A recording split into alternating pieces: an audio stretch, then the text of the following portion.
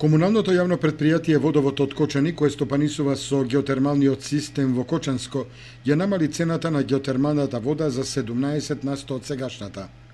По одлуката на управниот одбор на предпријатието и советниците на Општина Кочани донесоа одлука за намалување на цената на геотермалната вода. Во подготовката на одлуката на управниот одбор, за која требаше да добиеме и согласност од Советот на Општина Кочани, во утврдувањето на концесискиот надомест по единица метар кубен геотермална вода, тргнавме од движењето на просечната цена на мазотот на пазарот во Република Македонија, за која е надлежна регулаторната комисија за енергетика на Република Македонија. Значи, согласно промените кои се значителни во ова 2015 година, а кои значително исто така влијаат во утврдувањето на висината на концесискиот надомест на годишно ниво за 2016 година, тргнавме кон корекција на цената за околу 6,5 денари од постоечката 38,10 на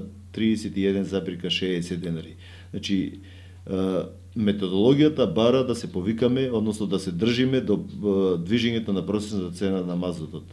Согласно постоечката методологија, согласно тарифникот за утврдување на концесискиот надомест, со одлука на управен одбор, која доби согласност од Советот, цената на геотермалната вода, почнувајќи од 1.1.2016 година, ќе изнесува 31,60 денари без ДДВ.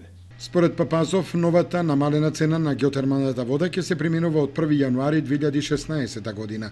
Корисници на геотермалната вода од изворите кај село Подлог се оранжерискиот комплекс во Подлог и Кочани, како и двете основни, едно средно училиште и Општинскиот суд.